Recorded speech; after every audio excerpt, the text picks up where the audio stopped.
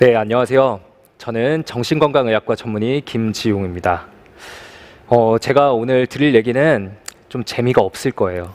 그런데 이렇게 좀 핑계를 대자면 원래 몸에 좋은 약이 입에는 좀 쓰다고 하잖아요.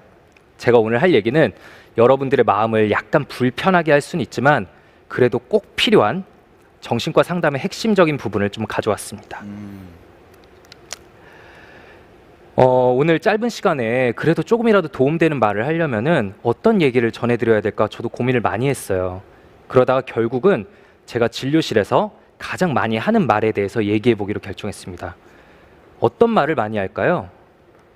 이제 진료실에 오시는 분들, 정말 마음이 힘들고 지친, 지금 내 인생은 답이 없다라고 느끼는 분들께 제가 뭐 기적 같은 해결책을 좀 전해드리는 걸까요? 저도 마음 같아서는 정말 그러고 싶은데 아쉽게도 저에게는 그런 능력이 없습니다. 대신 저는 한 가지 질문을 굉장히 많이 합니다. 왜요? 라고요. 진료실에서는 이런 얘기들을 많이 들어요. 저는 지금 어떻게 해야 될지 모르겠어요. 제가 어떻게 해야 될까요? 제 인생은 왜 이렇게 답이 없을까요? 이런 이야기들을 많이 듣습니다. 뭐 연애든 일이든 비슷해요. 저는 왜 지금 하는 일이 끌리지가 않는 걸까요?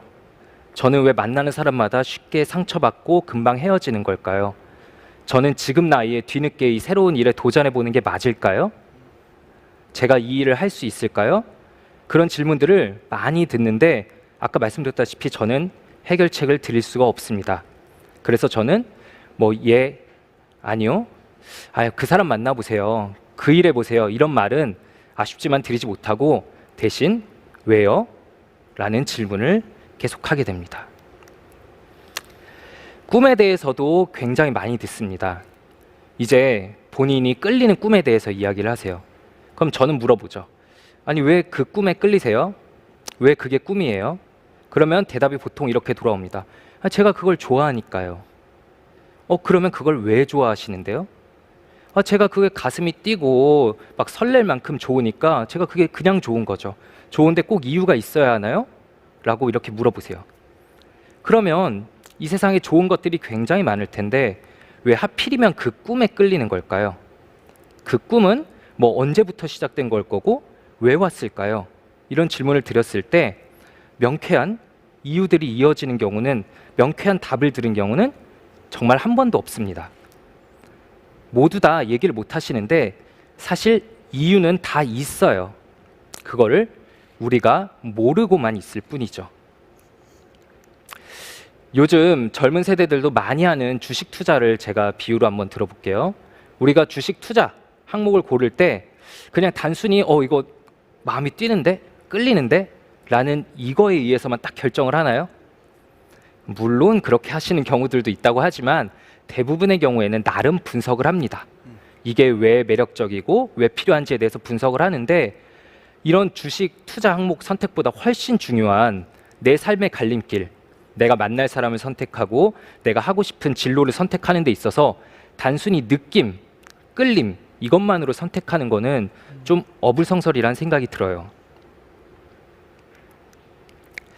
자신이 이미 이유를 알고 있다라고 생각하시는 경우도 많이 있습니다. 의사가 되고 싶다는 얘기도 자주 들어요. 이제 학생분들을 뵈면. 그러면 왜 의사가 하고 싶어요? 라고 저는 또 질문을 던지죠. 좋은 일이잖아요. 사람을 돕는 일이기도 하고 돈도 많이 벌고요. 그러면 왜 사람을 돕는 일을 좋아하세요? 그거는 좋은 일이니까요. 좋은 가치니까요. 남들 다 그렇게 얘기하지 않나요? 근데 그럼 사람을 돕는 일은 좋은 가치인 건 당연하죠. 하지만 세상에는 가치 있는 것, 좋은 가치들이 정말 많이 있는데 왜 하필이면 이거일까요? 왜 이 가치에 더 끌리죠? 언제부터 이 가치에 끌리게 된 거죠? 이 가치에 끌리는데 영향을 미친 사건이 과거에 있었을까요? 이런 질문들을 왜? 라는 질문들을 이어나가면 역시나 다들 말문이 막힙니다. 내가 왜 그걸 하고 싶은 거지? 라는 질문에 빠져들게 될 때 우리는 다 그 생각을 못하고 있었어요. 저 역시도 그랬습니다. 저 역시도 그냥 의대에 입학해서 그냥 그 길을 따라갈 때 제가 왜 그 길을 가는지를 몰랐습니다. 그래서 방황을 하다가 어쩌다가 이제 겨우 정신과 의사가 되었는데 막상 정신과 의사가 되고 나서도 상당 기간 동안은 내가 왜 이 일을 끌리는지, 이 일을 왜 하는지에 대한 명확한 저만의 해답이 없었습니다. 그런데 계속 만나는 수많은 분들께 왜요? 왜 그렇게 생각하시죠? 왜 그렇게 느끼시죠? 라는 질문을 계속 던지다 보니 그 질문이 이제는 저에게로 돌아왔고, 그래서 정신과 의사가 된 지 10년이 지난 후에야 이제 내가 이 일에 왜 끌리는구나, 일의 의미를 찾게 되었습니다.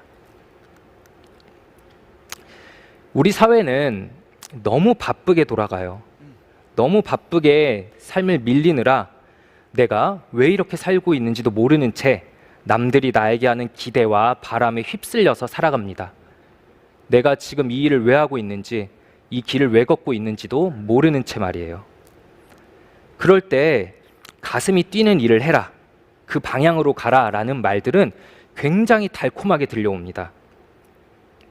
하지만 가슴이 뛴다는 이유만으로 어떤 일을 선택했다가 뒤늦게 더 깊은 진정한 의미를 찾지 못하고 뒤늦게 방황하시는 분들의 이야기도 많이 듣게 됩니다. 그래서 사실 저는 그런 식의 말들을 좋아하지 않아요. 가슴이 뛰는 일을 찾고 그 일을 행하는 것도 굉장히 중요하지만 그것보다 더 중요한 건 내가 왜 그 일에 가슴이 뛰는가 라고 그 이유를 찾아보는 겁니다. 사실 내 인생에 해답을 줄 수 있는 사람은 아무도 없어요. 절대로 없습니다. 못 주죠. 내 인생의 답을 내가 알려주겠다라고 말하는 경우는 다 거짓말입니다. 답은 결국 본인 자신 마음속에 있어요. 그런데 우리가 그걸 쉽게 알 수 없을 뿐이죠. 그걸 알기 위해서는 끝없이 질문을 던져야 됩니다. 왜 나는 이 일에 끌리는 걸까? 나는 왜 이 일이 싫은 걸까? 나는 왜 이 사람에게 화가 나는 걸까? 그러면 또 머릿속에 어떤 해답이 떠오를 겁니다. 그러면 그 질문에 또 질문을 던져야 됩니다. 왜? 왜일까? 질문을 계속 던져야 됩니다. 이렇게 계속 질문을 던지면서 내 마음속으로 한꺼풀 한꺼풀 들어가다 보면 나 자신에 대한 이해도가 올라갑니다. 내가 무엇을 선호하는 사람이고 어떤 가치를 바라며 그 가치를 왜 바라는지 자신에 대해서 좀 더 잘 알게 됩니다. 자신에 대해서 잘 알게 되면 내가 나아갈 방향성, 일의 의미가 보이게 됩니다. 일의 의미를 알아야지 어떤 새로운 일을 시작할 힘, 의지가 생겨날 수 있습니다. 제가 지금 말한 이런 과정은 하루아침에 일어나는 것이 아니에요. 아까 말씀드렸다시피 저도 정신과 의사 10년 차가 돼서야 제 마음속을 더 알아보고 제가 왜 정신과 의사가 되기로 결심했는지, 무엇에 끌리는지 답을 찾을 수 있었습니다. 혹은 너무 이 해답만을 찾느라, 일의 의미만을 찾느라 앞으로 나가지 못하고 정체된 채 지내시는 분들의 이야기도 많이 듣습니다. 그냥 내 삶의 순간순간에 나 자신에게 질문을 던지고 내가 왜 이러는 걸까? 이렇게 생각하는 좋은 습관을 들여보시는 것을 추천드리고 싶어요. 오늘 제 뒤에도 다른 연사분들이 강연을 하시고 오늘 많은 연사분들께서 좋은 강연을 들려주실 겁니다.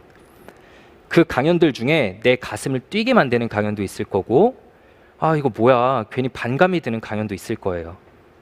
그럴 때 또 한번 자신에게 그럼 왜 이런 감정이 드는 걸까?